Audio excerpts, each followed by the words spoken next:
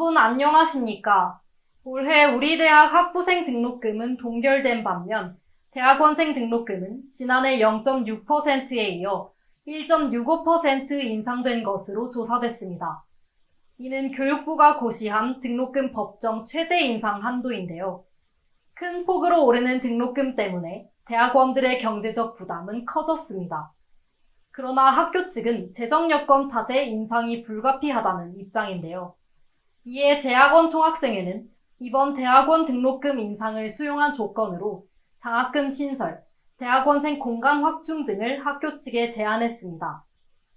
첫 소식입니다. 개강을 맞아 코로나19 탓에 폐쇄되었던 우리 학교 사회관 정문을 개방합니다. 이로 인해 학생들의 출입과 순환버스 이용이 더욱 편리해질 예정인데요. 자세한 내용을 신지영 기자가 보도합니다. 지난 2월 15일 사회과학대학 학생회 하람은 사회관 정문을 개방한다고 발표했습니다. 사회관 정문은 지난 2020년 코로나19 유행이 시작되자 단대별로 출입문을 하나로 통일하라는 학교 지침에 따라 폐쇄됐습니다. 하지만 후문 근처에 있는 흡연구역 탓에 학생들 사이에서 간접 흡연 등 불만이 컸습니다. 이에 학생회는 간접 흡연을 해결하겠다는 공약을 제시했고 당선 후 사회관 행정실과의 협의를 거쳐 정문을 개방하기로 했습니다. 이에 따라 지난 2월 21일부터 사회관 정문과 후문이 동시에 개방됐습니다. 정문은 주 출입문으로 이용되며 후문은 주차장 이용자가 주로 사용하게 됩니다. 또한 정문과 후문 모두 QR코드를 인식한 후 출입할 수 있으며 행정실은 정문 쪽 체온 측정기, 세콤 리더기와 CCTV를 추가로 구비해 방역에도 힘썼다고 밝혔습니다.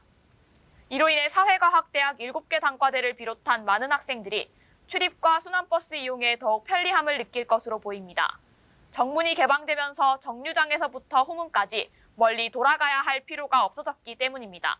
저희 사회관에 공식 흡연구역이 예원정 근처에 하나가 있고 또 후문 근처에 하나가 있습니다. 지금까지 사회관의 후문만 개방을 했기 때문에 후문을 통해서 학교로 들어오시는 학우분들께서 간접 흡연 문제가 좀 심각했었습니다. 이것을 해결하는 것이 저희 회장단의 핵심 공약이었고요. 그래서 당선 직후부터 지속적으로 학장님, 부학장님, 그리고 행정실 분들 만나서 논의를 했습니다. 마침내 저희가 정문을 개방을 하고 비흡연자분들을 정문을 통해 출입하도록 유도를 해서 이 간접 흡연 문제를 최소화하고자 했습니다. 정문을 개방한다면은 학우분들께서 다른 건물에 수업이 있을 때 좀 더 빠른 시간 안에 다른 건물로 가서 수업을 들을 수 있을 것 같습니다.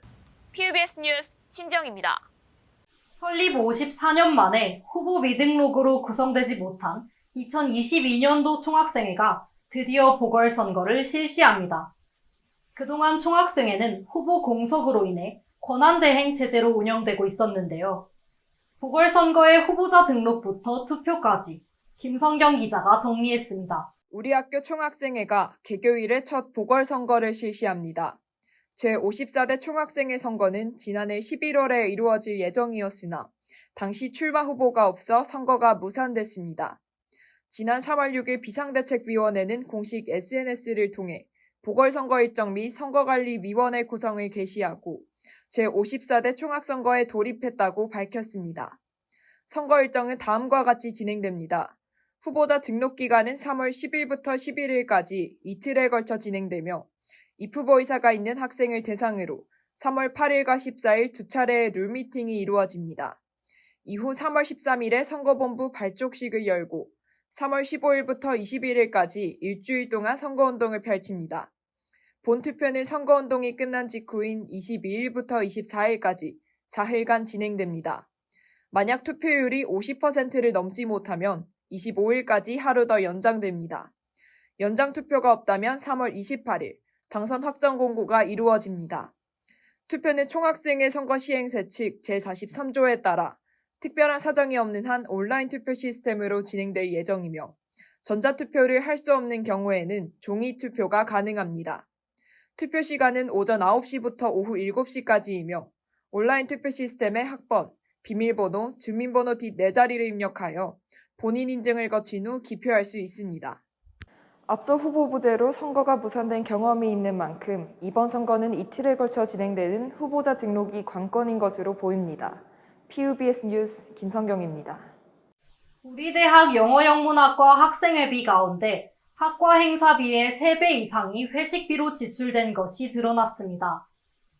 대학생 익명 온라인 커뮤니티 에브리타임에 영어영문학과 학생회비 결산안을 캡처한 글이 올라오며 논란이 시작됐습니다. 신지영 기자입니다. 우리 대학 영어영문학과 학생회비의 상당 금액이 학생회 회식비 지출로 사용된 것이 드러나 논란이 됐습니다.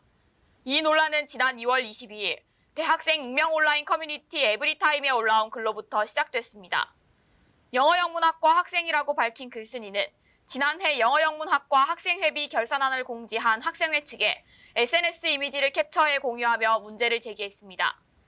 2021학년도 영어영문학과 학생회비 결산안을 보면 학과 행사로는 18만 2,400원을 쓴 반면 카페와 회식비로는 57만 1,900원을 사용했습니다. 지난해 하반기 영어영문학과 학생회비 가운데 학생회의 식비가 학과 행사비보다 3배 이상 많이 사용된 것입니다. 부산대학교 재정운용세칙 제15조에 따르면 운영비, 정기, 비정기 사업비를 제외한 부수비용을 활동비로 사용할 수 있습니다. 하지만 학생회의 지나친 회식은 재정운용이 전체 회원의 이익을 위하여 사용되어야 한다는 제2조의 기본 방향에 어긋나는 행위입니다. 더불어 영어영문학과의 지난 감사 결과가 총점 100점으로 밝혀져 더욱 논란이 되고 있습니다. 인문대 학생회 측은 통용되는 총학생회 감사 시행 세칙을 준수하여 진행해 감사 자체에는 문제가 없다는 입장입니다. 현재 우리 대학의 감사는 자료 제출 기한 준수 여부, 감사 자료 존재 여부, 예 결산안 일치 정도를 기준으로 점수를 부여합니다. 표면적인 절차에 감사 항목이 집중돼 있어 지출 항목은 감사와 무관한 영역으로 분류됩니다. 이것이 영어영문학과 학생회가 학과 행사 비용의 3배를 식비에 사용하고도 총점 100점을 받은 이유입니다.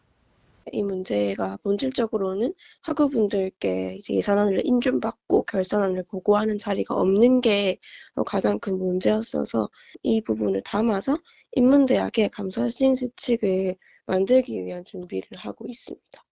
PBS 뉴스 신지영입니다. 채널 PNU는 건강한 캠퍼스 저널리즘을 실현하고 미디어에 대한 부산대 학생과 교직원의 관심을 고취하며 저널리즘의 가치를 실현하는 미래 중대형 언론인 육성을 지향합니다. 새날을 여는 효원의 소리, 채널 PNU의 새로운 행보를 기대해주세요. 3월 두 번째 뉴스 마칩니다. 함께해 주신 여러분 고맙습니다.